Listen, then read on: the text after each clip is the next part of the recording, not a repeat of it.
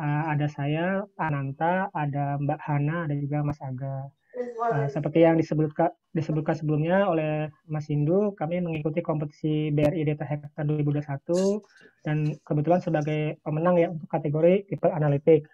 Kami mengucapkan terima kasih yang sangat banyak atas undangannya di acara pagi ini. Kebetulan kami ini bekerja di LPS ya, kami bekerja di institusi yang sama di Lembaga Penjamin Simpanan. Jadi kami sangat senang sekali nih sesama anggota KSSK kita nih punya momen untuk saling berbagi pengalaman dan berbagi informasi. Tentunya kami juga sambil belajar nih kepada Bapak Ibu, terutama terkait gimana membangun komunitas data science, terus juga bagaimana penerapan data science itu ini untuk menunjang pekerjaan kita di lembaga masing-masing ya. Tadi juga sempat saya mention sebelumnya, kami juga berencana nih untuk mengundang Bapak Ibu di acara komunitas kami. Kalau di kami namanya COP ya, Community of Practice. Jadi ada macam-macam bidangnya, ada resolusi perbankan, ada keuangan, ada surveillance, dan salah satunya itu terkait teknologi. Semoga kami bisa mengundang Bapak Ibu di lain kesempatan, mohon berkenan. Saya juga terima kasih ke Mas Hindu karena sudah mengontak kami dan mengundang di acara ini. Jadi tema yang kami bawakan pagi ini terkait apa saja yang kami lakukan saat mengikuti kompetisi BRI Data Hackathon 2021 kemarin.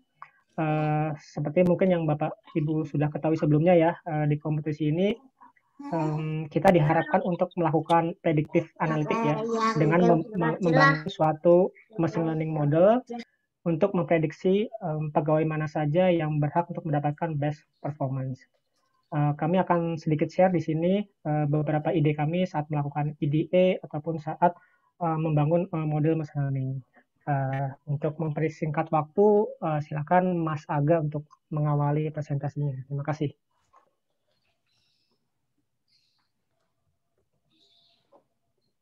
Oke, terima kasih Mas Nanta.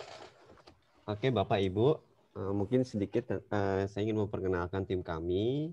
Mungkin yang pertama ini Mas Ananta Dian Pradipta sebagai Kepala Tim Transformasi S1 Ilmu Komputer Universitas Indonesia dan melanjutkan S2 di Investment Banking Queen Mary University of London.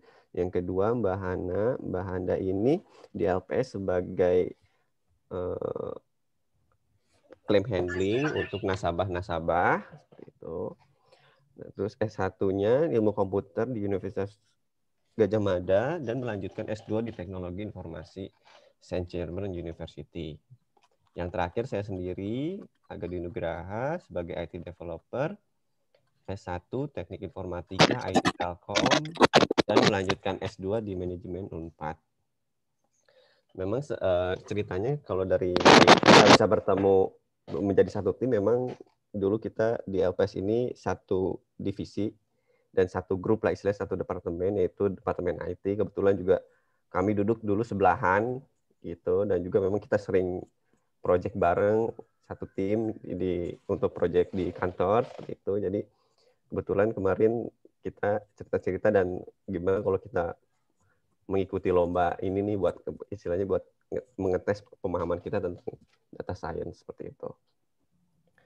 Nah, berikut merupakan metodologi yang kami gunakan dalam kompetisi ini. Yang pertama ini EDA. EDA ini kami dituntut untuk mengerti atau mengetahui bagaimana sih konteks bisnis terutama di kepegawaian BRI. Pada kompetisi ini memang sangat minim informasi terkait kepegawaian BRI. Karena mungkin panitia menuntut kita untuk mencari tahu sendiri. Nah, oleh karena itu kita mencoba mengetahui dari internet ataupun mungkin dari lowongan-lowongan pekerjaan. Di sana kan memang ada beberapa yang mungkin yang kita bisa analisa. Mungkin nanti akan dijelaskan lebih lanjut. Dan akhirnya kita mendapatkan nanti insight-insight atau masukan-masukan yang nanti kita dapat gunakan dalam pre-processing maupun modeling. Seperti itu. Terus yang kedua untuk pre-processing, di sini meliputi data cleansing dan featuring engineering.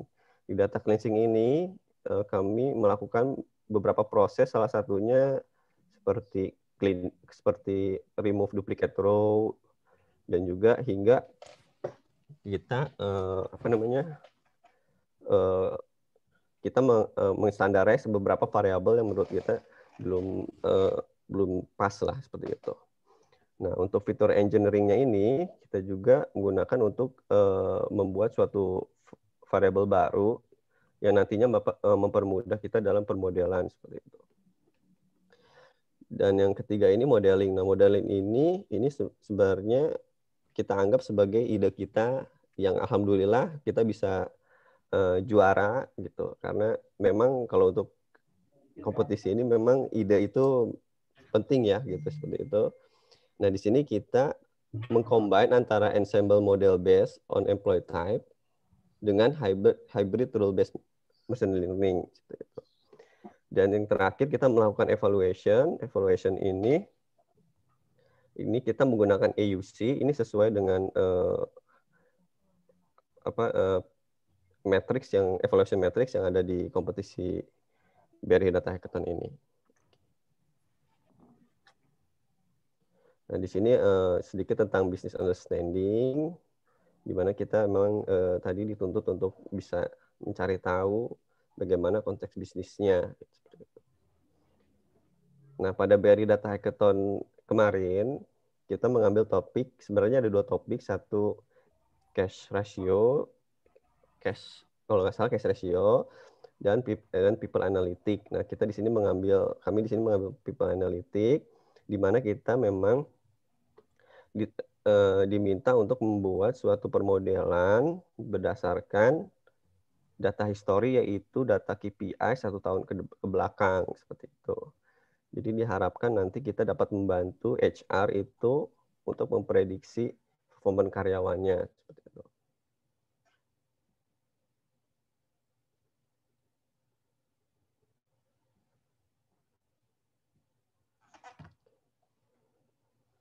Nah, dari business understanding ini kita mendapatkan 4 hal, antara lain problem, itu bagaimana kita membantu tim untuk membantu teman-teman HR untuk memprediksi pegawai.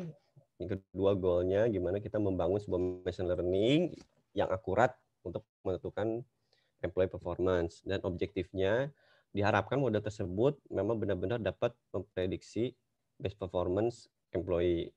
Dan analytic approach-nya kita di sini menggunakan predictive analytic. Nah, dari selanjutnya untuk business analysis ini, kami mengasumsikan ada beberapa asumsi. Misalnya contoh data trend ini kita asumsikan sebagai suatu data dari seluruh cabang, data pegawai seluruh cabang, dan kemudian data tes ini merupakan satu bagian dari di luar satu bagian cabang yang nanti akan kita data trend itu akan kita tes, modelnya itu akan kita tes nanti seperti itu. Dan juga nanti di sini juga, nah ini employee type ini, kita ini hasil dari tadi identifikasi, terus mencari-cari, dan interview teman-teman kita yang di BRI. Jadi di sini kita berasumsi bahwa employee type ini ternyata RM tipe A itu sebagai RM kredit, RM tipe B ini sebagai RM dana, dan RM tipe C ini sebagai junior associate mentor.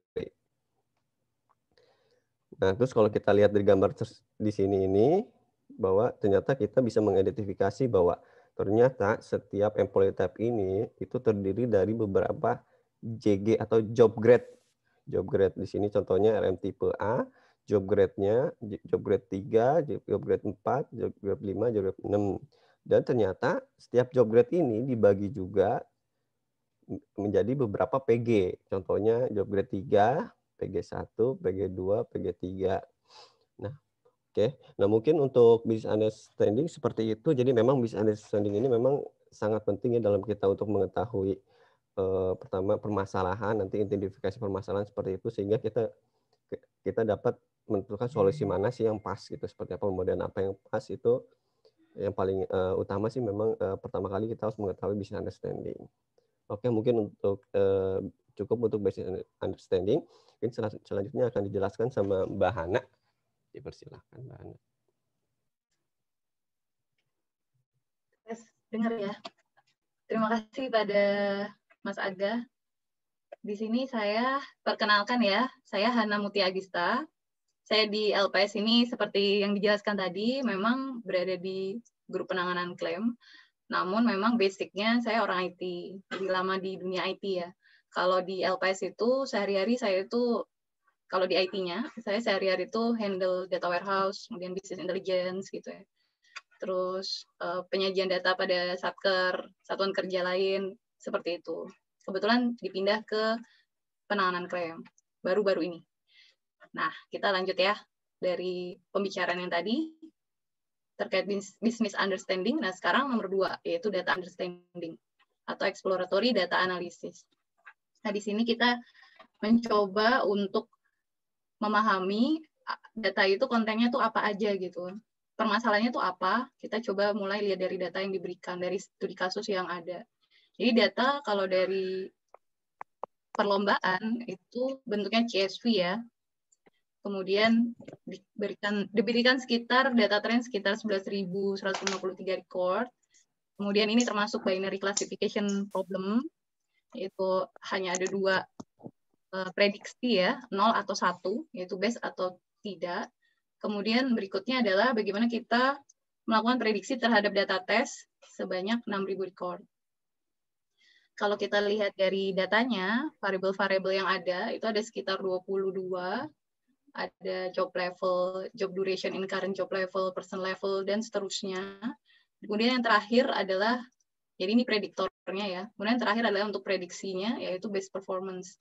Jadi bagaimana kita bisa, jadi kan tujuannya memang bagaimana kita bisa menentukan kira-kira mana pegawai yang mendapat best performance. Memang sih kalau di data trainnya kan 0 dan 1 ya, tapi untuk prediksinya, yaitu probability, dibolehkan untuk range 0 sampai 1. Jadi bisa jadi nanti jawabannya itu antara itu ya, 0, sekian, 0, sekian. Jadi nggak saklek 1 dan 0 gitu.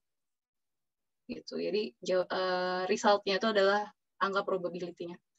Nah, kemudian kalau kita melihat data sepanjang ini, kita coba menggunakan beberapa asumsi-asumsi, kayak misal job level. Job level ini maksudnya apa ya? Kira-kira job JG itu semakin rendah itu seperti apa, semakin tinggi seperti apa. Kita coba cari hal-hal simpel dulu aja untuk dijadikan catatan ya, jadikan notes. Siapa tahu nanti akan berguna saat melakukan pemodelan. Kemudian job duration in current job level. Kira-kira kalau orang kelamaan di suatu job grade tertentu, dia bakal gimana sih performanya? Atau orang yang baru naik pangkat, misal ternyata dia baru aja naik, jangan-jangan semangat nih kerjanya, jadi dia dapat best performance. Jadi kita benar-benar coba per variabel itu kita coba untuk semacam membuat asumsi-asumsi ya, berdasarkan business understanding. Nah, business understanding tadi memang bisa didapatkan dari beragam sumber ya, karena dunia internet itu luas. Jadi kalau mau cari tahu di dunia internet itu hal yang mudah lah ya. Jadi kita tinggal browsing biasanya dari forum-forum pencari kerja itu memang sering ditemukan clue-cluenya ya. Kayak misal di BRI itu gimana sih kalau masuk sebagai pegawai account officer tuh nanti masuk sebagai JG berapa sih? Kemudian dapat PG berapa sih? Fasilitasnya apa sih? Itu biasa tuh pembicaraan-pembicaraan seperti itu. Dan saya juga kebetulan dulu mantan pegawai BRI ya. Saya dulu di IT BRI. Jadi sebelum pindah ke LPS, jadi sedikit banyak tahu juga ya, bagaimana sih tingkatan level di BRI sana. CG itu ngomong apa, PG itu ngomong apa gitu. Bahwa ternyata orang kalau PG-nya udah mentok, ya dia harus ujian dulu supaya bisa naik JG. Gitu. Jadi kita pahami dulu lah apa sih sebenarnya data ini, karena kan memang minimalis ya informasinya ya. Kemudian kita juga mungkin bisa cari tahu GPA. GPA ini IPK ya, jadi kalau misalnya IPK-nya semakin bagus, ada hubungannya nggak sih dengan best performance? Jadi kita coba-coba mencari tahu dulu lah secara besaran dulu lah, secara bisnisnya tuh ketangkep dulu ya. Next. Oke. Kalau dari BRI-nya memang sudah diberi penjelasan yang tadi ya, yang lumayan minimalis ya. Jadi memang di sini hanya ditulis job level itu level jabatan pekerja, udah gitu aja. Person level itu level personal pekerja. Kemudian nanti ada employee type juga. Mana sih employee ini? Yaitu ada RM tipe A, B, C. Sedangkan kita nggak tahu ya, ini maksudnya apa gitu. Jangan-jangan nih, RM tipe A itu misalnya kita asumsikan pencari dana itu ya.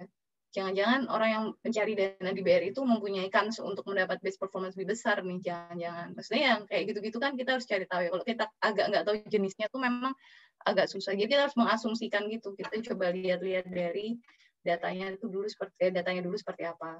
Kemudian kayak year graduated, dijelaskan job duration. Ini standar ya kalau year graduated, education level, number of dependencies dan sebagainya lah. Jadi ini lumayan lah infonya diberikan di BRI seperti ini.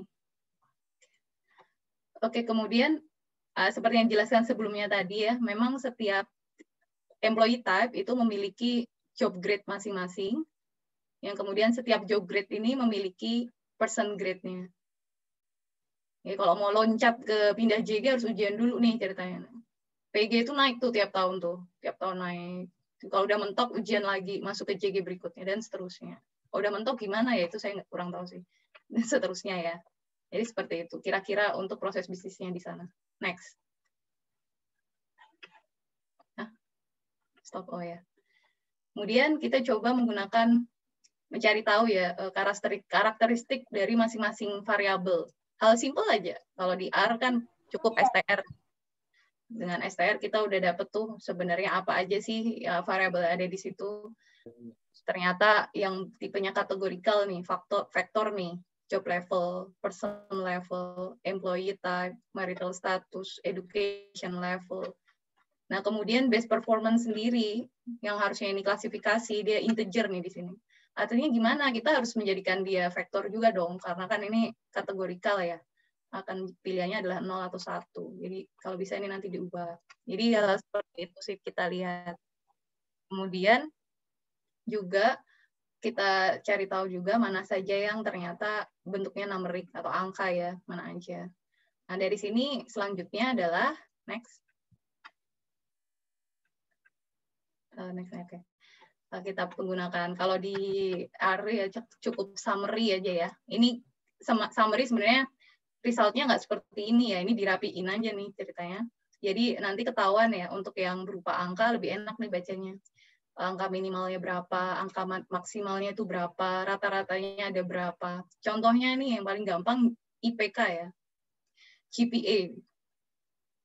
Kalau di GPA itu kan, kalau IPK ya mana ada ya, IPK lebih dari 4 gitu. Nah ini sedangkan angka minimalnya 0, ya 0 itu ada kemungkinan ya, bisa dia itu data yang nggak bersih atau ya biasanya ya data kotor lah, jangan-jangan nih, makanya dia isinya 0. Kemudian nilai maksimalnya 378 gitu. Secara logika kan itu nggak mungkin ya, orang punya IPK 378. Ini typo ini mungkin, harusnya 3,78. Nah, berarti GPA ini salah satu sasaran untuk dilakukan standarisasi. Karena terlalu aneh ini datanya. Minimal 0, maksimal kok 378. Kemudian yang berikutnya, contohnya, ya ini kalau untuk base performance, terlihat di sini, angka minimalnya 0, angka maksimal 1, oke, berarti nggak ada masalah ya. Memang hanya ada 0 dan 1, nggak ada di tengah-tengahnya. Kemudian ada gender, contohnya angkanya cuma 1 dan 2, 1 itu menandakan cowok atau cewek lah, antara itu salah satunya. Dan nggak ada yang tengah-tengahnya gitu. Berarti memang angka minimal maksimal 2. Ya udah, berarti nggak ada apa jenis gender yang di tengah-tengah lah istilahnya. Jadi memang hanya 2 pilihan.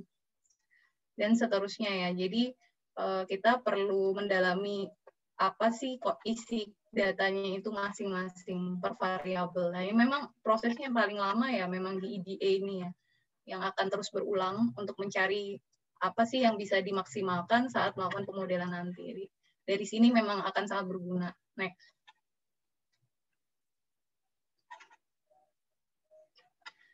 Kemudian selanjutnya kita melakukan analisa dasar aja ya, secara general dulu. Simpel-simpelnya dulu aja lah, kayak misalnya 15% pegawai itu ternyata mendapatkan best performance. Kalau secara proses bisnis ya, dimanapun itu, perusahaan manapun, hampir tidak mungkin ya semua pegawai itu mendapat best performance. Walaupun kita ngisinya sih mengajukannya best performance ya. Tapi kan kita nggak tahu endingnya itu seperti apa. Pasti ada batas maksimal lah. Nah, di sini 15%. Kita asumsikan berarti nanti pegawai yang kira-kira mendapat best performance ya antara ini, 15% ini, sekitar itu. Jadi seperti itu. Kita asumsikan itu ya. Jadi di BRI ternyata begini nih, maksimal 15%. Nah, kita tangkap itu dulu. Supaya nanti kalau kita mendapatkan result lebih dari 15%, ya kita coba untuk menuju ke 15%. Apa yang bisa kita force untuk pegawai-pegawai supaya akhirnya kita mendapat 15% ini. Kemudian yang berikutnya, ada juga record yang ternyata last achievement-nya 0. Data-data 0. Wah, ini berarti nanti harus disingkirkan lah ceritanya gitu. Harus di-remove, di-cleansing. Kemudian ada juga anomali-anomali kayak di data test, data untuk prediksi, muncul tuh job level 6. Tapi kok di data trainingnya tuh nggak pernah ada job level 6. Nah, ini seperti apa nih nanti kita untuk penanganannya ya saat melakukan prediksi. Karena kan pasti nggak ketemu tuh kalau kita menggunakan job level 6 sebagai salah satu prediktornya. Kemudian ada juga RM type C. Nah, ini ternyata dia yang paling rendah nih, paling sedikit populasinya dibandingkan RM tipe yang lain ya. Mungkin ini jadi insight ya, antara memang dikit orangnya atau seperti apa. Kemudian GPA tadi seperti yang dijelaskan, ada anomali-anomali. Kemudian ada juga yang aneh, lebih aneh lagi, yang paling aneh. Paling aneh menurut saya di kasus ini adalah pegawai dengan last achievement 0. Jadi benar-benar last achievement 0 itu, mereka bisa mendapat best performance gitu. Bagaimana gitu, cara kok bisa gitu? Kok bisa pegawai achievement-nya 0 dapat best performance? Bahkan sebaliknya, yang dapat last achievement 100-an lebih, bahkan ada yang 120, 130, dia malah nggak dapat best performance. Itu ceritanya gimana gitu ya? Jadi ini sangat aneh sih. Poin yang paling aneh di data ini adalah ini. Gitu. Nah, ini harus jadi notes kita banget ya. Sebenarnya ini maksudnya apa? Ini penting nggak sih si last achievement ini sebenarnya? Ini yang berikutnya adalah kita menemukan kalau education level 0 sama 2 itu sama sekali nggak ada tuh yang dapat best performance. Jadi ini jadi notes lagi. Dan seterusnya lah sampai kita mengumpulkan banyak sekali yang kita temukan dari data training, dari exploratory data analysis ini. Jadi ini sebenarnya listnya banyak, cuman ini kita coba sebutkan yang simple-simple aja. Next. Oke, seperti yang saya bilang tadi kan, sebenarnya kita menemukan banyak ya, banyak poin yang bisa dijadikan notes ya, bahwa data ini karakteristiknya seperti apa. Nah, dan kemudian selanjutnya adalah data-data exploratory yang kita buat itu, kita membuat suatu asumsi-asumsi ya, beberapa asumsi. Kita ambil sampel 5 nih. Sebenarnya kalau lihat codingannya ya, lebih dari 20 yang kita jadiin semacam rule gitu. Bahkan 50 deh kayaknya kalau kemarin dicek ulang. Jadi ada banyak sekali barisnya untuk yang terkait dengan pembentukan rule yang kita tetapkan ini ya, berdasarkan ngelihat datanya, jadi eksplorasi data, dan bagaimana pemahaman kita terhadap bisnisnya juga. Jadi nggak sekedar mentah-mentah dari datanya, tapi kita juga mencoba mencocokkan dengan seperti apa sih proses bisnis atau domain knowledge ya, terkait dengan penilaian pegawai. Yang common itu seperti apa gitu.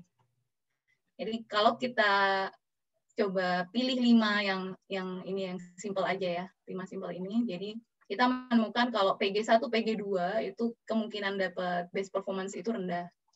Employee type C juga akan mendapatkan kemungkinan lebih rendah, karena memang paling sedikit ya. Kemudian employee level 0 sama 2 juga akan mempunyai kemungkinan lebih rendah mendapat best performance.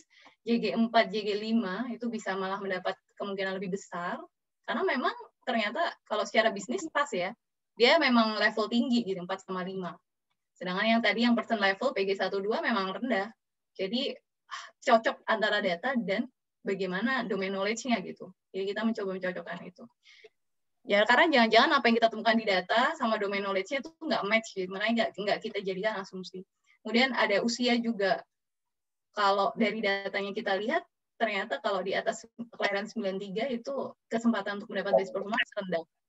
Dan ini biasanya sejalan ya, semakin muda seseorang, kayak misalnya anak baru, tiba-tiba dapat penilaian kinerja, hampir jarang ya, tiba-tiba dia mendapat best employee gitu. Itu kayaknya hampir nggak pernah ya, di perusahaan manapun. Jadi kita coba untuk menggunakan domain knowledge dan data trend, data analisa yang kita lakukan terhadap data trend itu, kemudian membentuk suatu banyak rule ya sebenarnya untuk disusun. Nanti hubungannya dengan si hybrid rule itu, yang tadi sempat dibahas Mas Indu ya, hybrid rule yang kita pakai saat perlombaan. Next.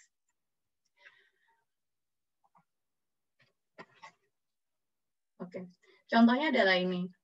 Person grade 1, person grade 2 akan mendapat kemungkinan performance-nya itu rendah. Jadi memang kalau kita lihat, benar nggak sih kalau PG1, PG2 itu memang secara level di BRI rendah ya. Ada levelingnya tadi yang seperti saya bilang. Makin tinggi PG-nya ya makin bagus, makin pangkatnya makin bagus lah istilahnya. Tingkatannya itu makin bagus.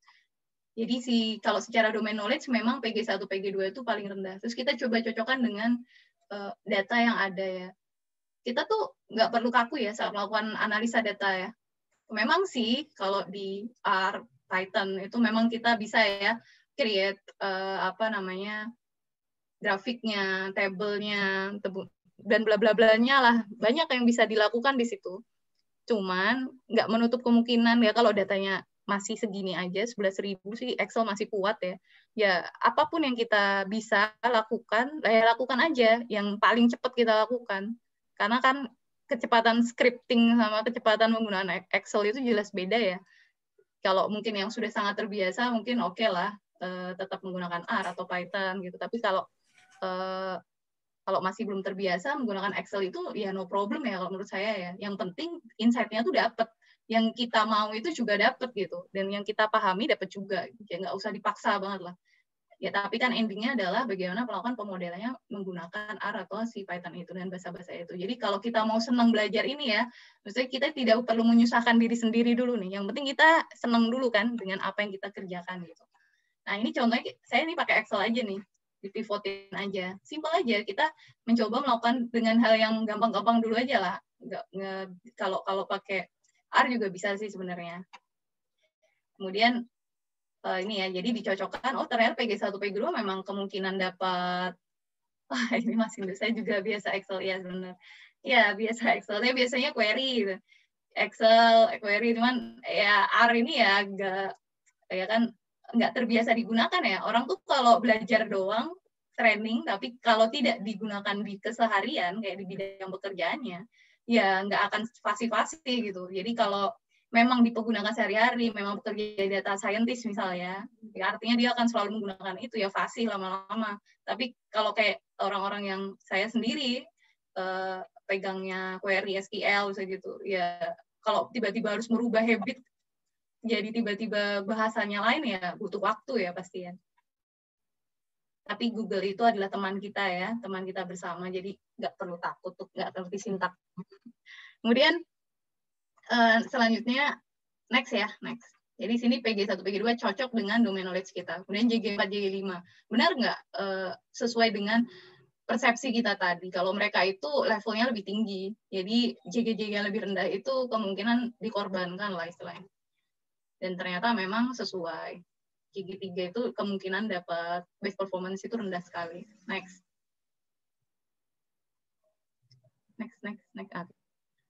Sama dengan level pendidikan 0, balik level pendidikan. Nah, sama dengan level pendidikan 0 dan 2. Jadi malah sama sekali tidak ada yang mendapatkan best performance 1. Nggak ada yang dapat best performance ya. Jadi benar-benar nggak ada sama sekali. Ini jadi notes kita nih. Bisa nggak diterapkan di data test kita nanti. Next.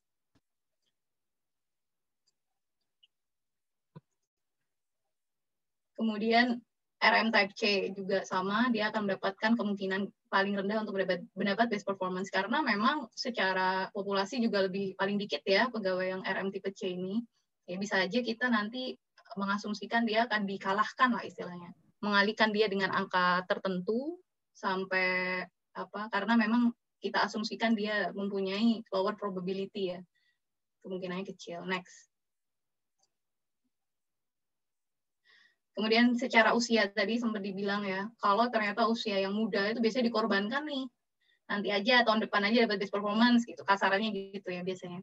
Nah, makanya kita coba cocokkan nih, di range usia mana sih tiba-tiba dia kayak merosot gitu. Nggak ada kemungkinan cuma kecil gitu dapat best performance. Jadi sekitar 93 nih ke atas nih ya, ini mulai menyusut kan. Artinya memang yang muda-muda ini dikorbankan nih ceritanya. Ini data BRI ya, saya nggak ngomong data perusahaan lain ya. Siapa tahu mungkin beda. Tapi kalau kita lihat datanya, asumsi kita ini tepat ya. Next. Oke.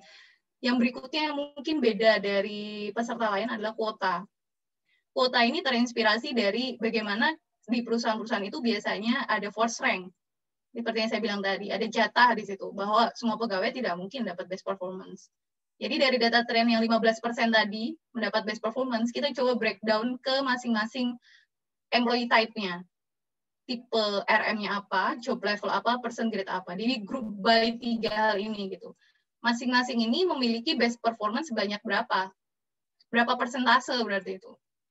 Dari persentase yang kita dapatkan, kita coba untuk mengalihkannya dengan data tes. Jumlah total record data tes yang 6.000 itu tadi. Didapatlah data ini, bahwa kalau yang paling panjang, 2 yang paling panjang aja ya, mungkin ini agak kecil, jadi RM tipe A, JG4, PG3, ini yang ranking 1 yang paling panjang ini birunya, itu nanti ada sekitar 448 pegawai yang nanti akan mendapat best performance untuk prediksi kita nanti. Kuotanya tuh akan seperti itu gitu, kira-kira. Kemudian untuk RM tipe B, JG4, PG3, nanti akan ada sekitar 284 pegawai yang memiliki best performance di 2 level ini. Kalau menurut saya, kita fokus di 2 level ini aja ya. Kenapa? Karena ini kan kompetisi ya. Kita tuh ngejar angka ya, nilai AUC-nya, nilai evaluasinya ya. Kita fokus ke angka yang besar ini. Kalau nanti 2 yang besar ini, 2 yang paling panjang ini, grafiknya, terus tiba-tiba best performance-nya kok jauh lebih dari kuota yang kita tentukan, nah, kita harus nge-force rank lah untuk level-level ini tadi, 2 level ini tadi. Kita force rank dia supaya nilai AUC kita akan naik. Karena dari jumlah populasinya jelas lebih banyak kan. Tapi kalau dia di-force, akan berasa tuh nilai AUC kita akan naik. Jadi dari situ sih konsepnya, yang mungkin ini tidak terpikirkan ya di peserta lain. Jadi seperti itu. Jadi sebenarnya kita kayak udah punya batasan gitu, bahwa di tipe ini tuh harusnya jumlahnya sekian yang dapat best performance. Itu ada asumsi yang kita terapkan di kompetisi ini. Next. Kemudian selanjutnya adalah pre-processing. Di pre-processing ini ada 2 hal yang kita lakukan ya, data cleansing dan feature engineering. Next. Nah, kita melakukan data cleansing dan feature engineering tentunya based on data analisa ya, yang sudah kita lakukan tadi sebelumnya. Jadi, setelah melakukan data cleansing dan feature engineering, ceritanya kita membagi data itu menjadi 3 jenis, tergantung dari tipe pegawai. Dengan asumsi, kita memang penuh asumsi di sini ya. Jadi, dengan asumsi bahwa pegawai tipe A, B, C ini masing-masing punya karakteristik yang berbeda ya untuk penilaian kinerjanya. Makanya kita bagi 3 tuh. Yang dimana nanti pemodelannya masing-masing bisa aja beda, bisa aja sama. Kita nggak tahu mana yang paling efektif. Nanti saat pemodelannya akan dijelaskan ya. Jadi endingnya adalah kita bagi 3. Next. Kemudian digabung ya. Nanti konsepnya begitu. Di data cleansing ini kita coba untuk membersihkan data ya. Judulnya kan data cleansing. Kita bersih-bersih. Jadi yang empty itu kita hapus. GPA itu distandarisasi. Ya, sedikit cerita GPA itu cara standarisasinya gimana. Jadi GPA yang 0 kita jadikan N aja. Jadi memang unknown aja gitu, biar tidak mengganggu. Tujuannya nanti kita isi dia dengan rata-rata data GPA. Nanti gitu. Nanti kita akan isi sesuatu memang, bukan terus dibiarkan NA ya. Dan standarisasi GPA score. Jadi GPA yang tadi sempat mencapai angka 300, ada yang GPA-nya 100, nggak mungkin kan IPK kok nilainya segitu. Jadi GPA yang di atas 100, kita bagi 100, GPA lebih dari 10, kita bagi 10. Nah, ini belum selesai ternyata di poin A. Masih ada yang skornya di atas 4, nah, yang di atas 4, kita kalikan dengan 4/10. Mendapatlah itu GPA. Itu proses kita untuk cleansing GPA. Next. Nah, setelah itu, kita seperti yang saya bilang tadi, yang 0 atau NA tadi, GPA NA itu kita isi dengan sesuatu. Sesuatu itu apa? Kita cari rata-rata GPA per education level. Kita grup by ya. GPA per education level. Level 0 ternyata GPA-nya sekian. Level 2 sekian, level 1 berapa, 3, 4, 5, dan seterusnya. 3, 4, 5 ya. Itu dapat masing-masing GPA berapa. Nah, itu dimasukkan ke, jadi yang dapat 0 ini kita asumsikan dia ini data kotor, belum diisi aja gitu. Bukan 0 gitu. Jadi kita isi rata-rata aja, tapi per education level. Supaya apa? Karena kalau nggak kita group by education level, itu agak aneh. Nggak mungkin kan IPK-nya S1 sama S2 itu bisa di-compare. Jadi masing-masing aja kita grup per masing-masing education level. Supaya setara aja, kesetaraannya aja. Yang seterusnya ya ada gender, kita convert aja, rename aja biasa nih, gender 1 female, gender 2 male. Kemudian untuk karakter kita jadikan faktor, yang integer kita jadikan numerik. Kemudian yang terakhir remove duplicate row. Gitu. Ada beberapa row yang ternyata double ya. Next. Lanjut. Dan tahap berikutnya adalah feature engineering. Di sini di mana kita membuat variabel-variabel baru dari data training yang ada. Jadi contohnya, ada variabel GPA by, di poin 1 ya, GPA by education level. Kita isi dengan GPA dikurangi rata-rata GPA per education level. Jadi yang tadi sempat dibahas ya, rata-rata GPA per education level dikurangi nilai GPA-nya, mengurangkan nilai GPA itu sendiri. Buat lagi variabel berikutnya, GPA by composite. GPA by education level. Jadi variabel baru memanggil lagi variabel baru gitu. Dikurangi dengan rata-rata GPA per employee type. Jadi tadi udah jadi per education level, sekarang rata-rata GPA per employee type. Jadi 2 tingkat gitu. Ada GPA by composite, ini ending yang kita pakai ini, GPA by composite. Kemudian create new variable. Yaitu kita mau tujuannya ngitung lama waktu sekolahnya dia gitu. Dari mana? Kita idenya adalah tahun dia lulus dikurangi tahun dia, age ini tahun ya sebenarnya bukan umur, tapi tahun dia lahir. Kita asumsi aja sih, semua disamakan ya. Jadi dapat tuh lama sekolah. Kemudian ada total leave, yaitu berapa kali dia cuti ditambah berapa kali dia sakit ya, izin sakit. Next. Oke. Nah, ini yang agak rumit sedikit nih. Jadi, di sini kita mencoba untuk membuat variabel-variabel baru yang lumayan banyak. Tapi sebelumnya kita bikin konstantanya dulu ya, untuk membentuk variabel itu. Jadi, kita kayak konstanta duration job by job level. Ini dari artinya aja ya. Kita merata-ratakan job duration by job level. Ada lagi duration person by person level. Kita hitung rata-rata dari job duration in current person level terhadap person level itu sendiri. Jadi banyak sekali yang kita grupkan gitu. By person level, by job level, by employee type juga ada.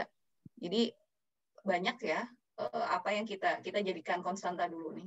Kita simpan dulu lah untuk nanti dipakai membuat variabel baru. Lanjut. Nah, apa yang sudah kita bikin tadi sebelumnya di atas itu, konstanta-konstanta yang macam-macam itu tadi, nah kita gunakanlah itu tadi untuk membuat variabel baru. Untuk menstandarkan ya, supaya setara aja untuk masing-masing, kalau ini nomor 1 untuk menyetarakan masing-masing job level ya. Duration job by job level.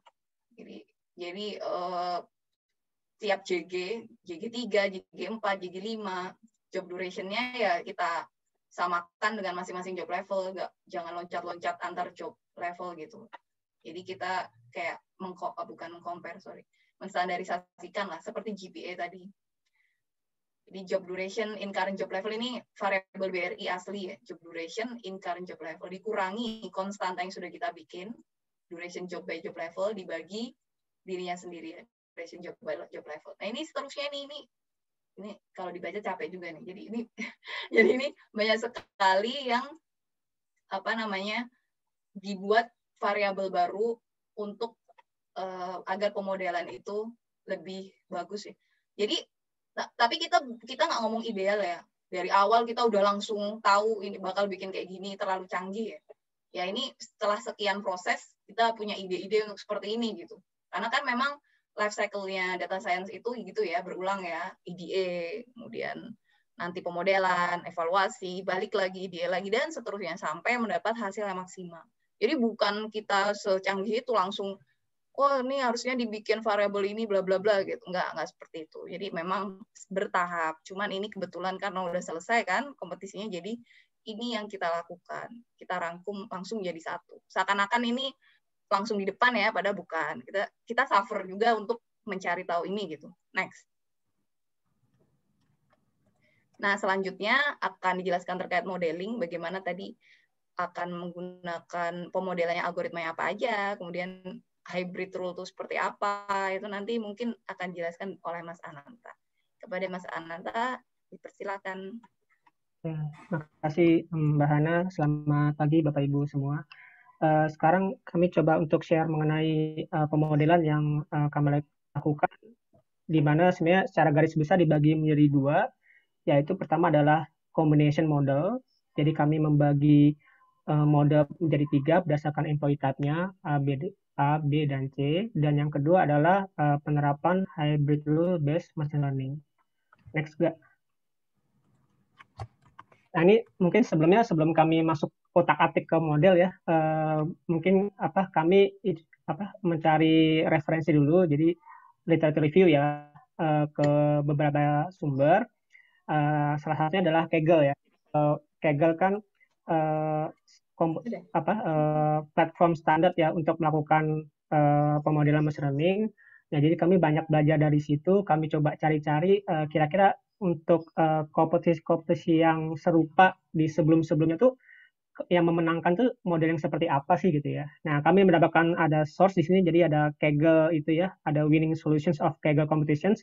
Nanti Bapak Ibu kalau yang tertarik mungkin bisa langsung ke situ aja. Jadi dia melis tuh semua kompetisi yang ada di Kaggle beserta kategorinya, apakah ini binary classification problem, apa regresi, apa terkait dengan text analytic atau image classification atau terus di list sama dia pemenang-pemenangnya itu menggunakan metodologi seperti apa. Nah, kita belajar tuh dari situ. Kita mendapatkan ada dua ya. Ada pertama IEEE CIS Fraud Detection tahun 2020. Ini sama, dia binary classification problem juga. Evaluation metricnya juga menggunakan AUC. Di sini kita lihat bahwa juara pertamanya itu dia menggunakan combination model ya. Jadi bukan single model. Jadi bukan single model dia hyperparameter terus sampai mendapatkan hasil yang terbaik, tapi dia pecah datanya menjadi beberapa kategori, terus kemudian dilakukan pemodelan yang berbeda. Dia menggunakan CatBoost, LGBM, dan XGB. Nah, di sini kita juga lihat bahwa dia tuh banyak melakukan feature engineering ya. Jadi dari independent variable-nya dikasihnya sedikit oleh kompetisinya, namun dia lakukan eksplorasi lebih lanjut untuk mendapatkan variabel baru dari hasil feature engineering. Yang kedua itu ada kompetisi Santander ya, Customer Transaction Prediction tahun 2019. Ternyata sama, juga menggunakan combination model ya. Dalam hal ini dia menggunakan LGBM dan neural net. Nah ini insight atau ide-ide baru ini kami pikir gimana kalau coba kita terapkan di kompetisi ini, dan ternyata hasilnya bagus ya. Next. Nah ini mungkin sebelum masuk ke pemodelan kita juga ini saya mengambil source ya dari buku ini, mungkin buku standarnya teman-teman data science ya. Jadi ISRR ya, jadi Introduction to Statistical Learning with Application in R. Ini dia ada menghasilkan ada semacam plot antara bias dan variance, dan di situ di list beberapa model ya. Nah di sini kita bacanya itu kalau untuk permasalahan data yang linear atau yang tidak kompleks itu biasanya kita menggunakan model yang dari tengah ke kiri. Sedangkan kalau kita permasalahan data yang kompleks, highly nonlinear, biasanya kita menggunakan pemodelan yang tengah dan kanan. Jadi misalkan tengah ke kiri itu yang simple-simple, terus misalkan kita pakai linear regressions dengan least square gitu ya, dengan OLS gitu ya, atau misalkan logistik ya untuk binary classification problem, atau enggak justru kita sederhanakan lagi bahkan menjadi lasso atau ridge regression. Nah, untuk yang kompleks-kompleks itu biasanya kita menggunakan mulai itu decision tree yang dengan assembly ya, baik itu bagging atau boosting ya. Misalnya kita menggunakan random forest ataupun boosting ya, misalkan LGBM atau XGB gitu ya. Bahkan yang sangat kompleks kita menggunakan neural net ya, misalkan untuk image classification atau text classification. Ini mungkin sedikit underlying teorinya. Jadi memang ini disebabkan oleh bias dan variance ya. Jadi sebagaimana kita ketahui kan kalau dalam pemodelan machine learning, kategori yang menentukan tinggi rendahnya error rate atau misclassification rate itu ada 3 ya, ada bias, ada variance, sama satu lagi itu sebenarnya irreducible error. Jadi irreducible error tuh nggak bisa kita manage lah, itu ya, ibaratnya seperti ya itu hoki-hokian aja lah, keberuntungan. Nah, yang bisa kita manage itu ada 2, ada bias dan variance. Nah, kalau untuk data-data yang sifatnya linear, yang mudah ya, itu konsepnya adalah lebih baik kita mengorbankan variance daripada kita mengorbankan bias. Konsepnya seperti itu. Jadi kita akan mencari model-model, nggak apa-apa dia akan introduce bias, tapi sedikit variance. Kenapa? Karena ternyata untuk permasalahan-permasalahan data yang simple ya, yang tidak kompleks, itu dengan mengintroduce variance itu ternyata secara eksponensial memproduce error rate yang sangat tinggi. Hal yang terjadi sebaliknya di data-data yang kompleks ya. Di data yang kompleks, lebih baik kita mengintroduce bias daripada kita lebih baik kita mengintroduce variance daripada kita mengintroduce bias. Karena untuk data-data seperti itu korelasi yang tinggi akan didapatkan kalau kita introduce bias seperti itu. Jadi dari hasil ini, dari hasil analisa IDE kami yang kita lakukan sebelumnya, di mana kita mendapatkan bahwa ini kok kayak datanya kayak random ya. Ini ternyata kita mengambil asumsi bahwa ini sebenarnya sepertinya datanya adalah highly nonlinear. Jadi nggak bisa secara sederhana kita sederhanakan menjadi persamaan linear, misalkan AX plus BX plus C gitu misalkan ya. Tidak bisa, tapi sepertinya highly nonlinear. Oleh karena itu, ini jadi semacam insight kami juga untuk pemodelan nanti yang kita lakukan, bahwa kita akan banyak explore nih, main eksperimennya di pemodelan seperti XGB, random forest, dan sebagainya. Next. Nah, ini seperti disebutkan sebelumnya, ya, kita mendapatkan bahwa ternyata karakteristik penilaian itu banyak ditentukan oleh jenis employee type-nya. Jadi apakah dia itu employee type A, tipe B, atau tipe C. Nah, dari asumsi dan insight seperti itu, kita lakukan pemodelan yang berbeda untuk masing-masing RM tipe A, tipe B, dan tipe C. Di sini kita akan secara iteratively ya melakukan eksperimen pemodelan-pemodelan XGB, random forest, dan sebagainya untuk masing-masing ini sampai kita mendapatkan hasil yang terbaik. Next. Dan yang kedua ini seperti yang dijelaskan juga sebelumnya oleh Mbak Hana ya saat proses IDE. Jadi selain menerapkan pemodelan machine learning standar seperti yang tadi ya, jadi kan kalau kita menerapkan apakah like GBM ataupun random forest itu kan pemodelan machine learning standar ya. Nah, ternyata selain itu kita juga menerapkan yang kedua adalah hybrid rule based machine learning ini. Apa itu hybrid rule based machine learning? Di sini kita mengkombinasikan ya antara pemodelan machine learning standar dengan hard coded rules yang kita dapatkan asumsinya dari IDE. Jadi kalau misalkan permasalahan yang biasa ya, misalkan datanya itu bisa kita capture variable importance-nya secara mudah, itu biasanya kita cukup bikin pemodelan machine learning aja ya. Jadi kita setelah melakukan data processing, kita lakukan pemodelan machine learning, terus kita dapatkan hasilnya. Kita dapatkan algoritma yang cocok seperti apa, terus kita mendapatkan prediksinya, terus mendapatkan variable-variable yang penting itu apa aja kan seperti itu ya. Tapi ternyata dari hasil eksperimen kami terhadap soal ini, kami merasa bahwa dalam kasus people analytics ini itu banyak hal-hal yang tidak dapat dikontrol oleh model ataupun terlalu noisy jika kita mencoba terlalu berat untuk fit in ke model.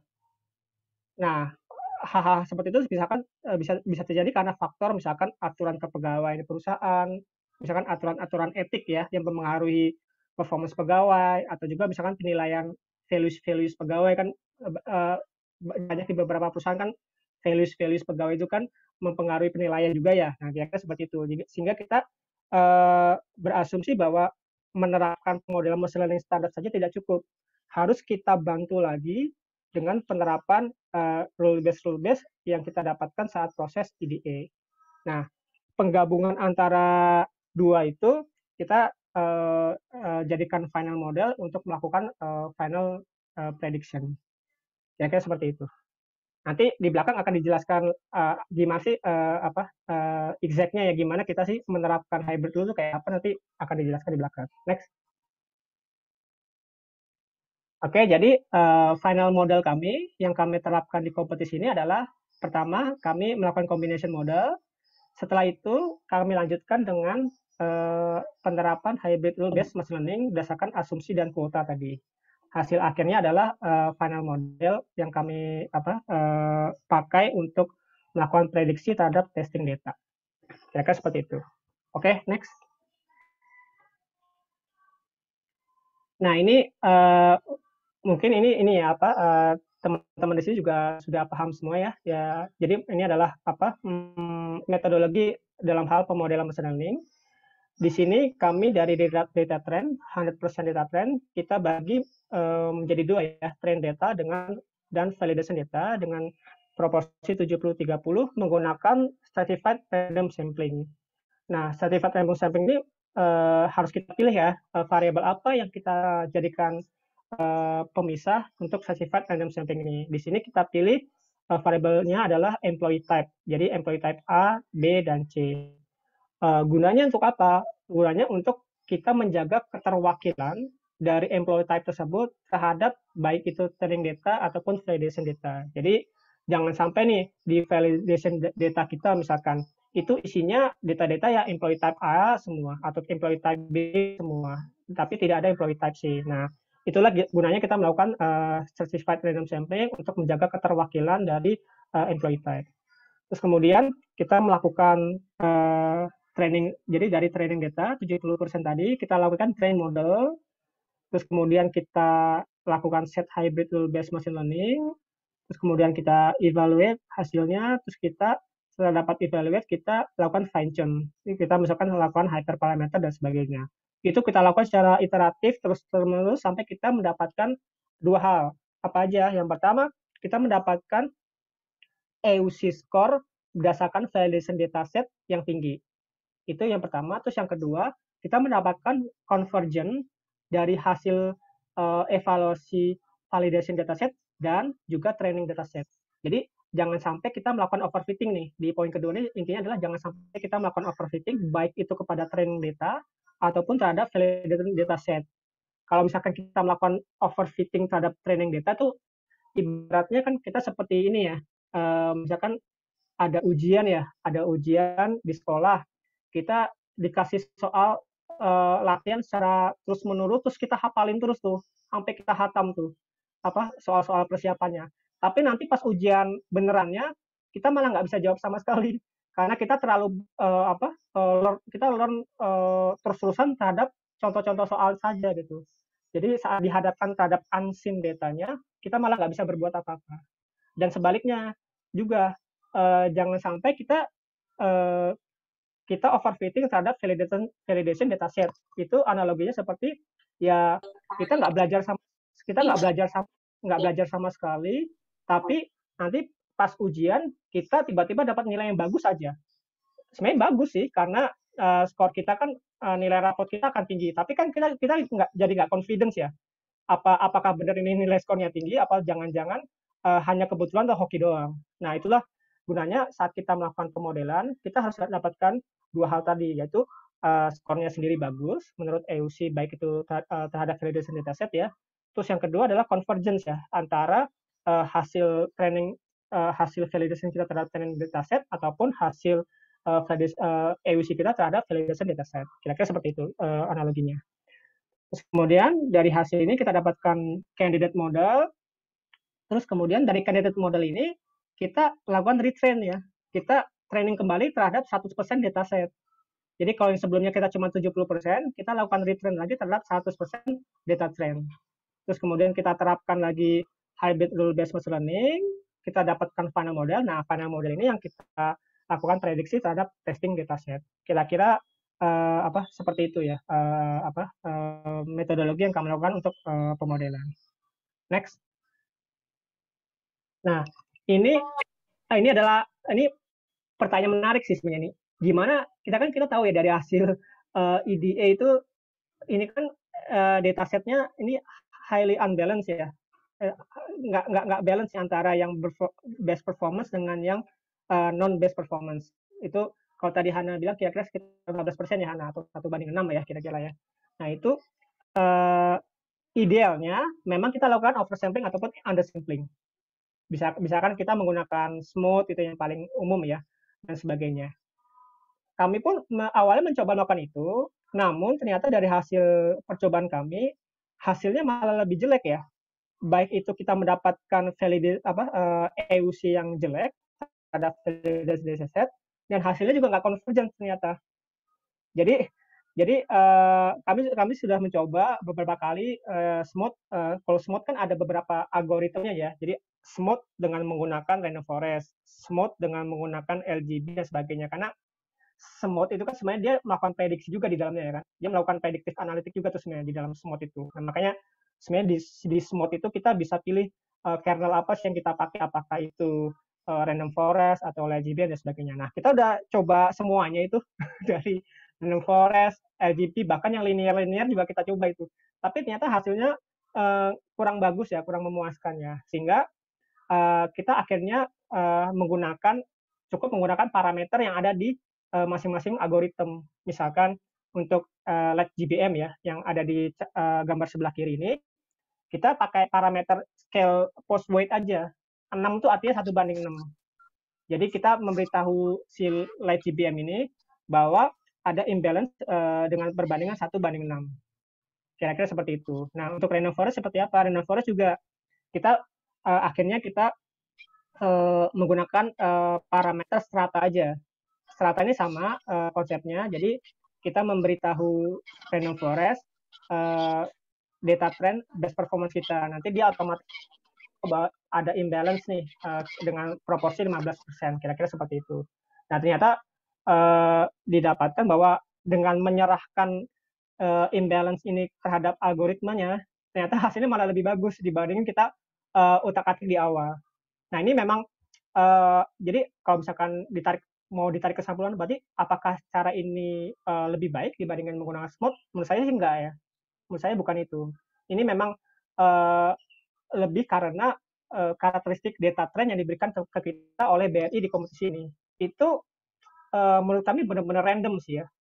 Jadi karena saking randomnya, si smooth pun akan kesulitan untuk melakukan oversampling ataupun undersampling. Kira-kira seperti itu. Jadi smooth-nya melakukan oversampling dan undersampling malah hasilnya jadi lebih jelek gitu. Sehingga mungkin di beberapa kasus lain dengan menggunakan oversampling atau undersampling menggunakan smooth gitu ya, itu hasilnya bisa lebih bagus. Tapi mungkin untuk kasus kita ini kita lebih baik melakukan handling imbalance trend saat pemodelan, bukan saat pramodeling. Kalau oversampling undersampling kan dilakukan handling pra pemodelan. Tapi yang kita lakukan di sini adalah kita lebih baik menggunakan handling imbalance dataset tadi saat pemodelan. Kira-kira idenya seperti itu. Next. Nah, ini tadi misalkan disinggung mengenai hybrid rule. Sebenarnya hybrid rule itu apa? Mungkin idenya sudah kebayang, tapi gimana sih penerapannya di saat pemodelan? Ini sebenarnya sederhana idenya, Bapak Ibu. Jadi ini seperti yang disebutkan sebelumnya. Jadi kita kayak mengkombinasikan antara pemodelan machine learning, jadi dia secara mandiri belajar terhadap data dengan rules yang kita terapkan oleh kita programmer gitu ya saat kita melakukan IDE. Jadi misalkan yang kami lakukan itu banyak kayak misalkan untuk proses hybrid rule misalkan terkait pendidikan. Jadi pegawai dengan pendidikan level 0 atau level 2 itu kalau nggak salah level 0 tuh yang tidak sekolah ya kalau misalkan ya, kalau nggak salah ya. Nah itu akan mendapatkan kemungkinan best performance lebih rendah. Sedangkan pegawai dengan pendidikan minimal S2 akan mendapatkan kemungkinan performance yang lebih tinggi. Nah, di sini makanya di sini kita lihat proba yang kita hasilkan jika dia level 0 atau level 2, kita kenakan penalti property. Sebaliknya, kalau dia adalah yang menurut kita meningkatkan peluang untuk mendapatkan best performance, kita kenakan boosting property. Sama nih, itu education level. Sama juga dengan employee type, misalkan employee type dengan tipe C ya, itu akan mendapatkan kemungkinan best performance yang lebih rendah. Sehingga kita mengenakan penalty property terhadap proba yang dihasilkan. Age juga gitu, ternyata umur. Jadi tadi sempat dimention oleh Hana sebelumnya ya. Umur kalau dari hasil asumsi kita dari hasil IDE ya, di atas tahun 93 tuh itu considered as a young person. Jadi muda gitu ya. Jadi kita berikan dia penalty property. Sedangkan yang kelahiran 74 sampai 93 akan mendapatkan boosting property. Terus kemudian seterusnya termasuk juga terhadap year graduated. Ini kan nggak semua bisa kita sebutkan di sini ya. Jadi terhadap year graduated juga gitu, misalkan tahun lulus ya. Jadi tahun lulus yang sudah lama itu akan mendapatkan best performance yang lebih rendah, ataupun yang baru lulus juga mendapatkan kemungkinan best performance yang lebih rendah. Termasuk juga total leave juga ternyata berpengaruh. Jadi yang total leave-nya itu adalah penjumlahan ya antara sick leave dengan annual leave ya.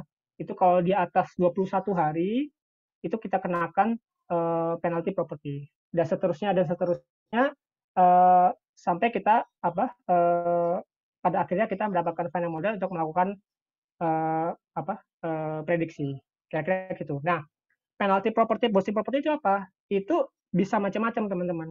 Bisa konstanta biasa, bisa. Misalkan penalty property kita kalikan misalkan 0,75 bisa. Atau bisa juga penalty property itu adalah deskriptif statistik yang kita pilih. Misalkan rata-ratanya juga bisa, mediannya juga bisa, atau secara kuartal juga bisa.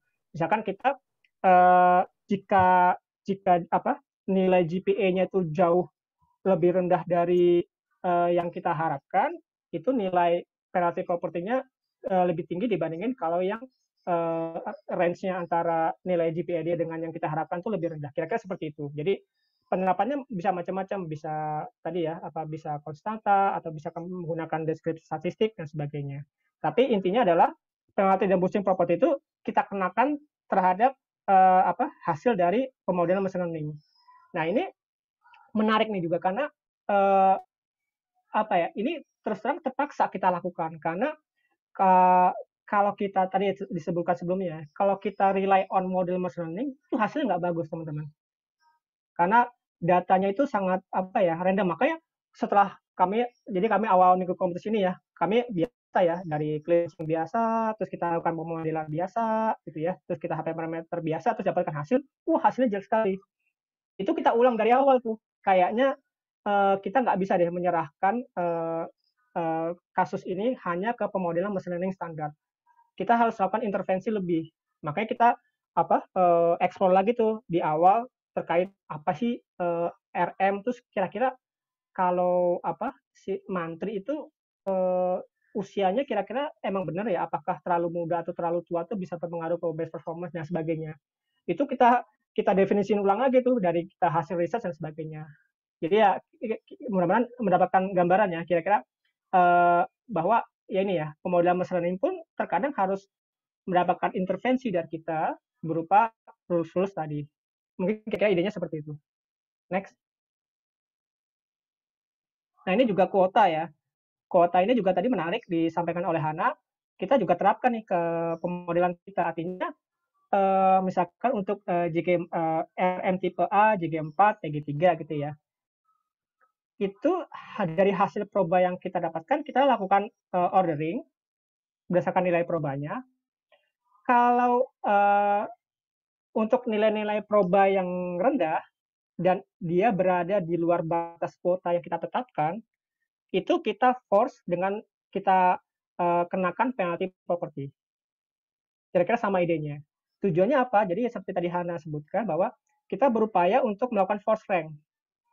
Kita berupaya untuk yang nilai probanya rendah itu, tapi considered as best performance, itu jangan sampai melebihi kuota yang ada. Nah, sama juga untuk yang RM tipe B, JG4, TG3, kira-kira seperti itu juga. Jadi, nah nilai mungkin teman-teman ada bertanya, nilai ini dari mana nih yang nilai berapa tuh 448 atau 284 itu. Nah, itu dapat kita dapatkan dari hasil training dataset tadi. Jadi kalau dari training dataset kan kita dapatkan tuh distribusinya ya. Distribusi antara best performance 0 dan 1 untuk masing-masing RM tipe, JG dan TG-nya. Nah, hasil distribusi tadi itu kita terapkan ke testing dataset. Kira-kira idenya seperti itu. Oke, next. Nah, ini mungkin saya agak sedikit cepat untuk evaluation. Next. Nah, ini dari hasilnya ya, bahwa kita lihat bahwa dengan misalkan hanya menggunakan single model gitu ya, itu hasilnya kurang bagus dibandingkan dengan combination model. Nah, combination model apa yang kita pakai? Nah, ternyata dari RM tipe A kita dapatkan bahwa untuk random forest menghasilkan skor yang lebih tinggi. Jadi sebenarnya skornya tidak terlalu jauh, tapi kalau di agregat ini lumayan nanti selisihnya. Jadi 0,574 dibandingkan dengan 0,54 dan dibandingkan dengan 0,52. Apa itu 0,52? Ternyata 0,52 itu linear model, teman-teman. Jadi ini inline ya dengan asumsi kita di awal bahwa ini kayaknya data ini nggak bisa di-capture dengan linear model nih. Makanya saat kita coba pakai dengan logistik kan lebih ke linear ya, lebih ke linear model itu hasilnya tidak terlalu bagus. Sama juga dengan RM tipe B. Tipe B juga kita dapatkan random forest. Jadi hasilnya 0,61 dibanding dengan 0,59 dibanding dengan 0,54. Lagi-lagi linear model menghasilkan nilai yang sangat rendah. Nah, untuk yang tipe C ini agak aneh ya, ini bentuknya karena memang tipe C ini jumlah datanya sedikit, teman-teman. Jadi sempat ada perdebatan juga sih di internal kami itu, kira-kira tipe C ini perlu nggak sih untuk dilakukan pemodelan sendiri kan karena datanya kalau nggak salah cuma 500 ya. 500 dibandingkan 6.000 kira-kira 1/12 lah ya. Itu kan cukup sedikit, tidak terlalu signifikan juga kalau kita terapkan pemodelan yang berbeda. Nah, tapi dari hasil kita eksperimen ternyata ya udah nggak apa-apa, walaupun selisihnya tidak terlalu banyak terhadap final AUC kita, tapi demi konsistensi kita terapkan pemodelan itu untuk masing-masing RM tipe A, tipe B, tipe C. Kira-kira seperti itu. Next. Nah, kalau tadi kan kita bandingin algoritma apa yang cocok ya untuk masing-masing RM tipe A, tipe B, dan tipe C.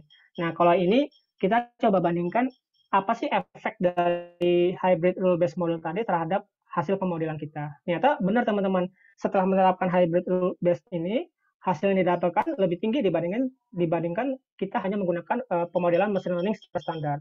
Jadi sebagai perbandingan untuk RM tipe A itu 0,59 ya dibandingkan dengan 0,57. Jadi 0,59 itu kita setelah terapkan hybrid rules. Kalau yang 0,57 itu 0,5 berapa ya? 0,55 atau 0,57 ya. Pokoknya lebih nggak terlalu kelihatan ya. Iya, itu lebih tinggi menggunakan hybrid rule based model. Sama juga dengan RM tipe B dan juga RM tipe C. Kira-kira seperti itu. Nah, nanti secara on average sih prediksi kita naik sebesar 0,0175 secara AUC. Nah, next. Oke, nah ini adalah kombinasi semuanya. Jadi final modelnya ya. Jadi hasil dari 2 random forest plus 1 light GBM plus hybrid rules kita dapatkan hasil seperti ini. Jadi nilainya ini terhadap 70% data train ya teman-teman ya. Nanti nilainya akan lebih tinggi lagi terhadap 100% training dataset. Oke, seperti itu. Oke, next. Nah, ini setelah kita setelah kita train dengan full dataset, setelah kita train dengan 100% dataset, kita kemudian lakukan prediksi terhadap testing dataset itu hasilnya awalnya kita mendapatkan 0,63571 ya, itu second highest. Tapi setelah itu kan panitia Berry Data Hackathon dia rekonstruksi ya, semua kode yang masuk direkonstruksi sama dia, dicek apakah benar, apakah ini pemodelan machine learning mengikuti kaidah pemodelan machine learning yang benar, apakah hasilnya ini memang outputnya benar-benar dihasilkan dari codingan ini, atau jangan-jangan dia labeling secara standar gitu ya, labeling secara manual gitu. Nah, kan dicek oleh tim panitia. Ternyata kita malah justru lebih tinggi ya. Jadi jadi 0,64433. Ini sih sebenarnya ya mungkin aja karena kan kita kan saat pemodelan kita kan banyak menggunakan resampling ya. Resampling kan banyak randomnya ya. Jadi mungkin setelah dicek lagi sama panitia dia bisa mendapatkan hasil yang lebih tinggi sehingga nilai kita menjadi 0,64433 itu first highest. Oke, next. Nah, ini udah selesai terakhir sih ya. Nah, ini kalau ditanya important variables-nya apa? Nah, ini menarik juga. Jadi kalau untuk tipe A itu kan kalau nggak salah untuk yang kredit ya, RM kredit ya, itu last achievement, tapi last achievement yang by composite ya, teman-teman ya. Jadi yang hasil feature engineering kita ya. Kalau last achievement yang biasa itu agak nggak konsisten kontribusinya terhadap AUC score. Jadi hasil feature engineering-nya dari last achievement by composite juga GPA by composite, annual leave, duration branch termasuk job duration itu termasuk variabel-variabel yang penting. Sedangkan tipe B itu yang funding ya kalau nggak salah ya. Itu kan sama last achievement by composite, GPA juga, tapi mungkin dia nggak kayak job duration atau branch rotation itu nggak terlalu berpengaruh, tapi yang lebih berpengaruh adalah umur, terus jumlah dependent sama assign of other position. Kemudian untuk yang tipe C ini yang mantri ya teman-teman ya, itu last achievement, GPA dan year graduated dan age sama juga. Tapi ada tambahan juga seperti duration school ya, ada duration school, ada duration job by job level sama duration person by person level. Oke, next. Nah, ini kesimpulan dari kami sih intinya memang kalau dari contoh kasus dan data yang diberikan oleh tim panitia BRI ini memang awalnya sangat random ya. Kalau mungkin kalau teman-teman familiar dengan istilah adversarial validation, itu kan adalah teknik yang biasa dilakukan saat kompetisi ya, di mana adversarial validation itu intinya adalah kita menggabungkan antara training dataset dengan testing dataset, terus kita bikin suatu model eksperimen untuk memprediksi data itu tuh berasal dari training apa dari testing sih. Nah, kayak gitu. Kalau dia berhasil memprediksi, model itu berhasil memprediksi apakah itu dari training atau dari testing dataset, itu artinya data ini bisa di-solve dengan machine learning. Artinya memang ada beberapa independent variable yang cukup signifikan untuk mempengaruhi pemodelan. Nah, tapi dari hasil adversarial validation kita yang kami coba secara eksperimen itu modelnya itu nggak bisa menentukan apakah data ini berasal dari training dataset atau testing dataset yang dikasih oleh panitia. Artinya itu random. Artinya memang random data yang diberikan. Sangat susah kalau kita hanya serahkan itu ke model machine learning. Kira-kira seperti itu. Oleh karena itu, kita berasumsi bahwa kita harus intervensi lagi dengan menggunakan hybrid rule based machine learning tadi. Jadi kita coba gali dari domain knowledge-nya, dari bisnis konteksnya, terus coba kita terapkan rules-rules tadi yang untuk membantu hasil pemodelan machine learning.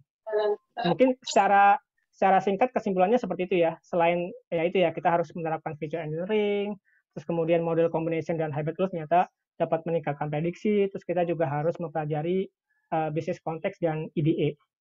Mungkin itu teman-teman sharing dari kami, mohon maaf agak panjang ya. Mungkin next-nya terima kasih, dan mungkin kalau ada pertanyaan atau bagaimana mungkin saya serahkan ke Mas Sindu ya. Terima kasih Bapak Ibu. Oke, terima kasih Mas Ananta, Mbak Hana, Mas Aga. keren banget nih asli nih. Teman-teman juga pada wow gitu. Nggak komen di sini sih Mas, di WhatsApp Mas. Iya, jadi bahkan ada yang minta ini Mas, slide-nya boleh Mas? Share slide-nya mungkin. Boleh. Oke, nanti biar saya kasih ke teman-teman. Kebetulan nih memang di Kemenkeu lagi ada project bootcamp data analitik, Mas. Jadi di situ memang untuk inisiatif strategis data analitik Kemenkeu memang sedang diadakan pelatihan, Mas, untuk menajamkan inisiasi strategisnya, Mas. Jadi teman-teman di sana nih juga mungkin beberapa di sini ada di sini juga mungkin antusias banget nih, Mas, pengen tahu.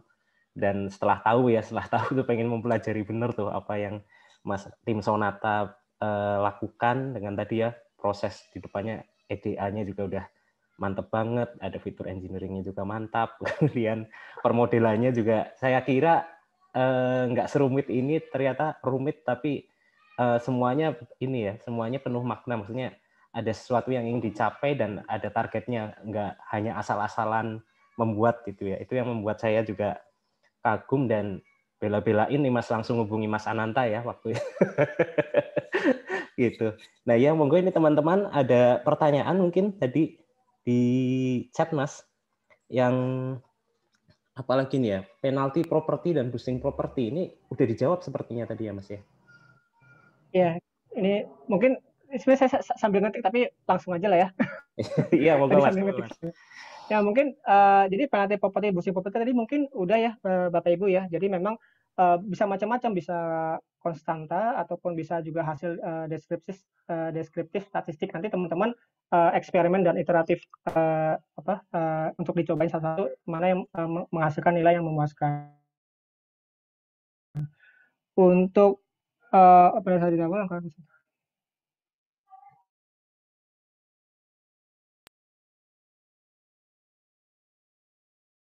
Ya ini berikutnya tentang 01 ya, angka 01.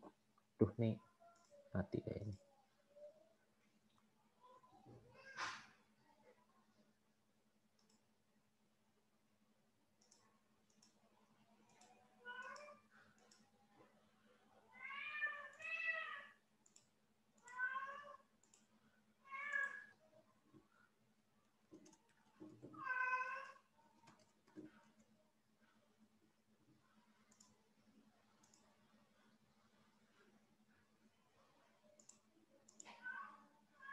Halo, tes. Ya Mas Indo.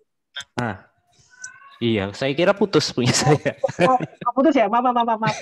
Makanya saya bingung, jangan-jangan punya aku yang putus ternyata Mas Ananta. Oke Mas. Saya lanjut dikit nggak apa-apa ya? Iya monggo Mas, santai. Walaupun Mas. udah lewat dikit nggak apa ya? Enggak, ini maaf ya Bapak. Mumpung antusias teman-teman juga. Ya, nanti kalau ada mau tanya lagi langsung aja di chat ya. Monggo. Oh ya, jadi yang tadi ya perbedaan training dataset dan testing dataset tadi kira-kira seperti itu, mudah-mudahan dapat menjawab. Terus kemudian untuk yang manual labeling, nah ini kalau manual labeling itu artinya dari hasil proba pemodelan kita itu kita langsung otak-atik hasilnya kan gitu ya, langsung kita otak-atik hasilnya tanpa kita menerapkan rules-rules yang kita dapatkan sebelumnya. Jadi kita cuman asal aja kita misalkan dari hasil ini misalkan 0,8 nih, ini kita jadiin 1 aja deh biar AUC-nya kelihatan tinggi. Nah, itu manual labeling teman-teman. Nah, tapi kalau yang di sini yang kita coba lakukan adalah kita udah menerapkan di awal tuh apa kira-kira rule seperti apa yang akan meningkatkan probabilitas untuk mendapatkan 0 dan 1 ataupun menurunkan. Nah, kemudian itu kita masukkan ke dalam pemodelan. Jadi kita ada sistem poin gitu teman-teman. Jadi ada sistem poin. Nah, poin ini yang kita masukkan lagi ke pemodelan. Kira-kira kebayang ya. Jadi selain variabel-variabel tadi itu dari hasil yang dikasih panitia ataupun feature engineering kita lakukan, kita juga bisa menambahkan variabel di luar itu. Jadi variabel boosting property dan penalty property tadi. Jadi dari misalkan kita asumsi nih ya, asumsi kalau terlalu muda kayaknya lebih kecil deh kemungkinannya untuk mendapatkan best performance. Nah, itu kita berikan penalti property. Jadi poin penalti property nanti akan rendah.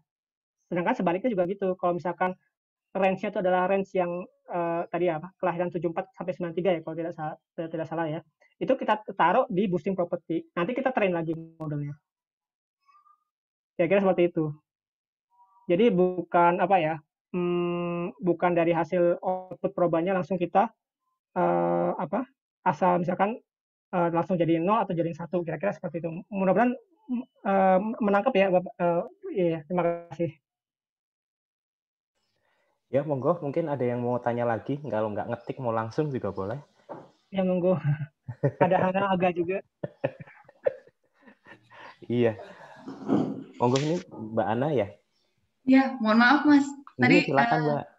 Ya, saya bertanya Mas terima kasih sebelumnya presentasinya. Jadi best performance yang saat data eksplorasi tadi itu yang 01 itu ditetapkan sendiri atau gimana ya Mas? Jadi kalau itu jadi kan ada 2 data ya, Ibu Ana ya. Nah, jadi data yang sudah dilabeli oleh panitia itu yang dinamakan training dataset. Nah, dari yang training dataset itu yang kita coba pelajari IDE tadi, Bu.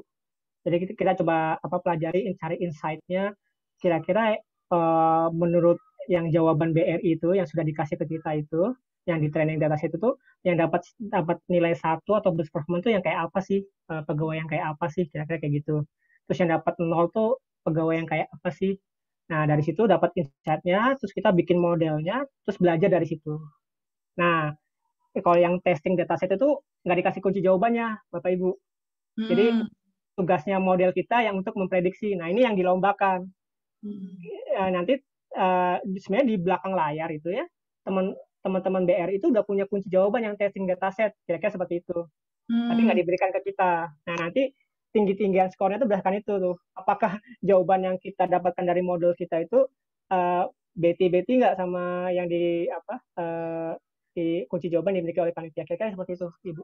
Iya, jadi yang saat data training itu berarti 01-nya udah dikasih BRI gitu ya? Iya, betul. Ya, baik.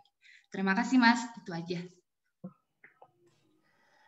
Iya, terima kasih Bu Ana. Nah, ini mungkin sebagai gambaran kenapa saya sangat berminat untuk mengundang Mas Ananta dan rekan, karena waktu itu sempat saya sama teman juga satu tim itu, Mas Ginanjar, bikin permodelan 3 dimensi untuk klasifikasinya gitu ya. Itu kayak semak-semak belukar gitu, terus metikin anggur di dalamnya gitu, Mas. Ini gimana cara bedain antara 1 sama 0-nya ya kan? Makanya memang sangat random. Random banget. Jadi memang parah banget randomnya dan sangat imbalance ya.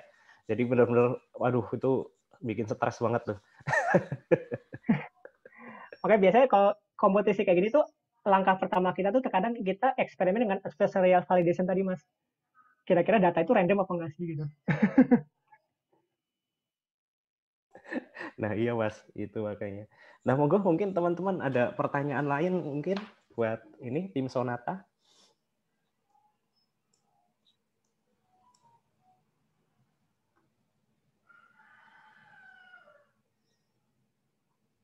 Oh mungkin masih mencerna Mas. Nanti yang masih pengen nonton lagi, ada di YouTube Movdak ya. Kami rekam ini terus nanti kami upload. Jadi semua acara sharing knowledge bisa teman-teman di sini nonton lagi di sana. Mungkin nanti juga Mas Ananta kalau berkenan sharing slide-nya nanti juga akan kami bagikan di situ ya. Untuk nanti ada Dropbox khusus Movdak juga untuk resource sharing-nya juga gitu. Ini ada satu pertanyaan lagi Mas ini kayaknya. Oh, dari Mas KPKP Kids ya. Mas apa ini ya?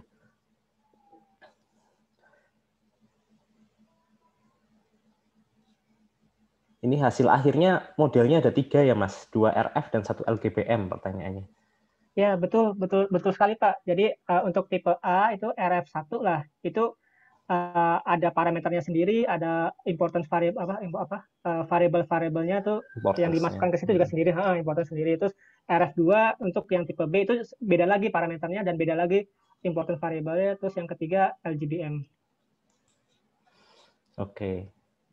Ya, sepertinya pertanyaan terakhir itu Mas, ini udah jam segini juga, mungkin nanti di ini. Wah, ini masih ada nih pertanyaan nih. Oh, dataset per variabel. Mungkin nanti bisa ditonton aja Pak, kalau dijelaskan dari dataset per variabel dan permodelannya, dijelasin lagi kayaknya 1 jam lagi ya Mas ya. Oh iya. Memang itu proses paling panjang itu, betul Pak. Itu proses paling panjang ya Pak. Nanti kami upload, nanti bisa di ini ya. Jadi ini linknya, sebentar saya ketik dulu buat disimpan.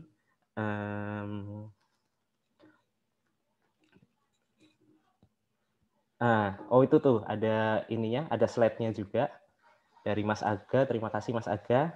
Terus itu ada link YouTube dari Mofdak. Monggo nanti kalau misalnya rekaman ini pengen ditonton lagi ya, untuk dengar penjelasannya Mas Aga, Mbak Hana, Mas Ananta, itu nanti bisa langsung ke YouTube Mofdak. Ya, mungkin sekian dulu Mas Ananta, Mbak Hana, Mas Aga. Terima kasih atas sharingnya yang sangat insightful ya. Saya juga ini juga kemarin nonton Mas, cuma kan nggak sedalam ini ya penjelasannya ya. Jadi saya dengerin lagi tuh, wah gila, ternyata dalam banget ya. Oke, terima kasih banyak. Saya mewakili teman-teman dari Mofdak mengucapkan terima kasih yang sebesar-besarnya. Semoga ilmunya bisa bermanfaat bagi kami. Terus siap diundang juga Mas dari Mofdak apabila sharing nanti. Ya Mas, nanti kami undang balik Mas ya untuk acara kami ya. Siap, insya Allah Mas. Oke. Baiklah, saya tutup acaranya. Terima kasih yang sudah datang. Monggo nanti kalau ada pertanyaan bisa ini ya, bisa lewat Discord ya. Nanti mungkin bisa saya tanyakan langsung ke Mas Ananta, misalnya ada yang mau tanya lagi. Saya tutup. Terima kasih. Selamat, sekarang udah mau siang ya. Selamat pagi menjelang siang. Wassalamualaikum warahmatullahi wabarakatuh. Waalaikumsalam. Terima kasih Bapak Ibu. Terima kasih Mas Hindu. Mas.